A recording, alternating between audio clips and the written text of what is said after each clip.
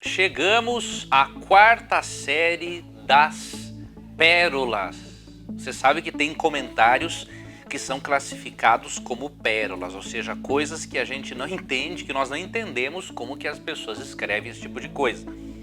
Mas na verdade a gente faz essa série obviamente para se divertir um pouco, mas eu tenho que confessar para você uma coisa. Quando eu leio esses tipos de comentários, pérolas, me dá um certo, às vezes, mal-estar no coração, porque a gente percebe, nós percebemos o quanto as pessoas têm falta de leitura e o quanto o brasileiro gosta de falar a respeito daquilo que ele não sabe. Coisa impressionante isso.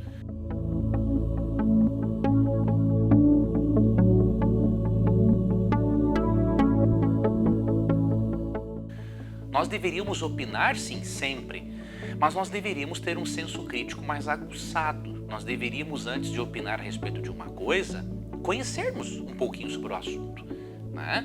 E, ao mesmo tempo, se opinarmos sem conhecimento, e eu já fiz isso também, porque eu estou numa escala de aprendizagem e crescimento como qualquer ser humano, tem áreas que eu conheço bem e domino até de certo modo, e tem outras que eu sou muito ignorante. Então, faz parte da vida.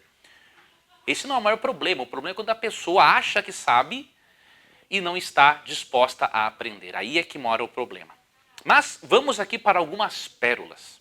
Olha esta pérola. Neste caso eu não vou dizer o nome das pessoas, tá bom? Para elas não se sentirem magoadas. Na minha série de comentários classificados como diamantes, ou seja, comentários que agregam realmente ao estudo, aí eu coloco o nome da pessoa para valorizar o comentário dela. Agora, quando a pessoa aí dá um bola fora, obviamente eu não vou dizer o nome dela, não quero expô-la, não é esse o meu propósito. Mas um irmão escreveu assim, ó. Depois que eu comentei a respeito do livro de Enoque, numa parte do comentário ele está certo que não existe o livro de Enoque, ele não crê na existência desse livro porque não está na Bíblia. Agora veja a pérola dele aqui, ó. Não está na Bíblia porque não existe essa pessoa que você fala, Enoque, nunca existiu. Veja. Como que ele diz um negócio desse à luz da Bíblia, né? Gênesis 5:24 fala assim, ó. Andou Enoque com Deus e já não era, porque Deus o tomou para si.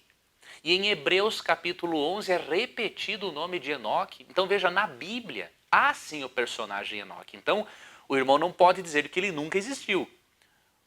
Enoque é um personagem bíblico, está até na galeria dos heróis da fé, em Hebreus 11. Agora, o que nós podemos realmente dizer é que o livro de Enoque não existe.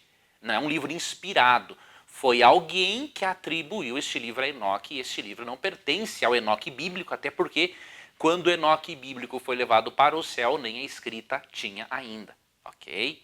Então essa aqui, não sei de onde que o irmão tirou que Enoque nunca existiu.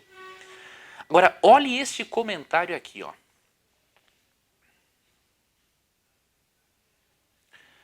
Tu tens certeza, Nelson, que eu tenho que ler isso aqui? Não, dê uma olhada nisso aqui, ó.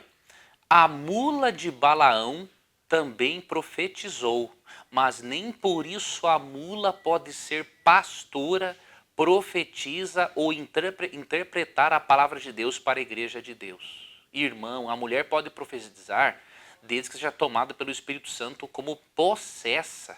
Assim como Balaão profetizou, ainda que contra a sua própria vontade. Minha nossa, a bagunça que o camarada fez aqui.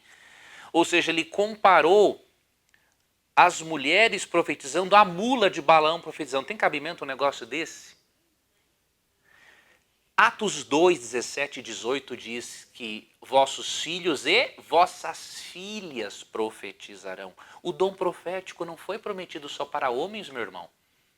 Você lê ali em Atos 21, versos 8 e 9, que as filhas de Felipe profetizavam. E não era uma possessão forçada do Espírito.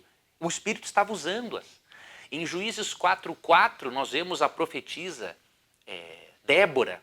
Não lembro agora, deixa eu dar uma olhada aqui se é Débora ou Ana, mas Juízes 4:4 fala de uma outra mulher que além de juíza, era profetisa. É Débora, não é? Profetisa Débora. Então, meu irmão, dizer que uma mulher não pode ser profetisa, assim como uma mula não pode ser profetisa só porque falou alguma coisa, não tem nada a ver uma coisa com a outra. Como é que você vai relacionar o dom profético à mula de Balaão, meu irmão? Por favor, isso aqui é uma pérola tremenda. Não vou nem continuar lendo o restante do comentário. né? Em Lucas 1, capítulo 1, encontramos também a profetisa Ana, que falou a respeito do Cristo que nasceria, do Messias, né? Então, não dava, irmão, para entender como é que você fez esse comentário aqui, ó. Um outro comentário diz assim, ó. Falando de pérola, hoje, dia 18 de junho de 2018, houve uma que pode ser considerada a pérola das pérolas. Vou tentar expressar em palavras. Aqui é um amigo que está contando, né, de uma pérola que ele ouviu. Tá, okay? Então não foi ele que disse essa pérola aqui. Certo pastor estava tentando explicar sobre a questão do sétimo dia, em ser, às vezes, no sábado e na maioria das vezes no domingo. Leia com atenção essa asneira, ele colocou aqui. O sétimo dia é o sábado, é quando você trabalha de domingo a sexta. O sétimo dia é sábado. E quando você trabalha de segunda a sábado, o sétimo dia é o domingo. Essa foi boa. E quando você trabalha de domingo a domingo, o sétimo dia é o domingo. E por fim, ele se enrolou tanto que não estava entendendo nem as suas explicações. Infelizmente, existem muitos que fazem desse pastor o seu líder. Está entre aspas, porque ele não é pastor, com certeza não é. Porque o verdadeiro pastor conhece a palavra de Deus e a coloca em prática em sua igreja e prega a verdade. Então ele continua falando aqui do sétimo dia, então foi interessante isso aqui, não é? É uma pérola mesmo, meu irmão, isso aqui.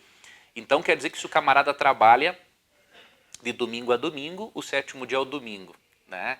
Ou seja, o sétimo dia é definido pelo início da semana do trabalhador e não pela lei de Deus, olha só.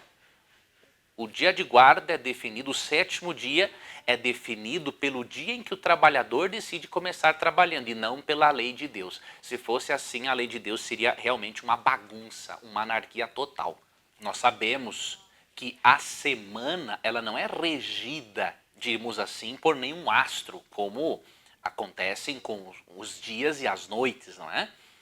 A semana ela é preservada pelo Criador desde o início do mundo, desde a criação. A astronomia comprova que os dias da semana de hoje são os mesmos e sempre foram. As pequenas mudanças que ocorreram no calendário não afetaram em nada a ordem dos dias da semana. Então, a preservação da semana, a preservação do sábado como dia de repouso, mostra o poder e a autoridade de Deus, inclusive sobre o tempo. Então Deus preservou o tempo, Deus preservou o sábado, Deus preservou a semana, não é? Olha o outro comentário aqui, ó. O Jesus de vocês é Ellen White? E aí, obviamente, quando a gente brincou e escreveu kkkk, aí ele colocou assim, ó. Pérola é isso. Aí colocou uma série de textos. E diz assim, leia a minha ignorância. Sinceramente, eu não entendi. Primeiro, esses textos aqui, alguns deles falam de nós sermos humildes, porque Cristo revela a sua verdade aos humildes. Agora, ser humilde não significa permanecer na ignorância, não é? O próprio fato de Cristo revelar aos humildes o plano de salvação já demonstra que ele quer que os humildes continuem sendo humildes de espírito, mas que desenvolvam a sua intelectualidade. Veja como, por exemplo, o apóstolo Paulo. Não é? Outro detalhe, o Jesus de vocês é Ellen White, não é por alguns motivos. Primeiro, porque Ellen White é mulher e Jesus era um ser divino humano, era homem.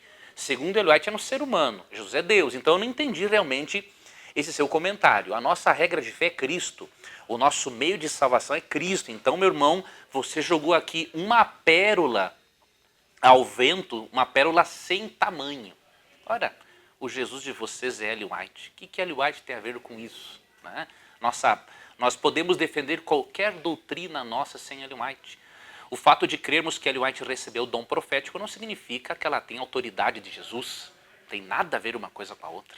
A pessoa, quando recebe um dom espiritual, ela tem um dom espiritual. Então, a sua comparação, não é, para dar a entender que os adventistas têm Ellen White como uma regra de fé, é uma comparação totalmente infundada. Tá, ok? Outro comentário veio de uma amiga aqui no YouTube. Olha o que ela escreveu. Lilith, mulher igual ao homem, tirada da terra, feminista e tal. Homem casa com a submissa Eva e vive procurando Lilith nas noites. Eu não entendi, sinceramente, esse comentário aqui, porque a Bíblia não menciona essa tal de Lilith como sendo uma segunda mulher de Adão. O termo Lilith aparece, o termo hebraico, em alguns textos, como por exemplo no livro de Isaías, mas aparece de uma forma simbólica, como um símbolo das forças do mal. e das trevas. Agora, a Bíblia não ensina que Deus tenha criado uma outra mulher. Gênesis 3:20 diz que Eva é a mãe de todos os viventes, ou seja, todos os viventes descenderam de Eva. Se tivesse existido uma mulher chamada Lilith na Bíblia, ela seria descendente de Eva. E aí Adão teria feito sexo com a própria filha. Ou seja, não tem cabimento isso, esse tipo de comentário. Agora, se a irmã quiser dizer que realmente muitos homens têm uma esposa legítima em casa e acabam buscando outras Liliths, aí é correto o seu comentário. Infelizmente, uma realidade. O homem, infelizmente, é voltado para a imoralidade.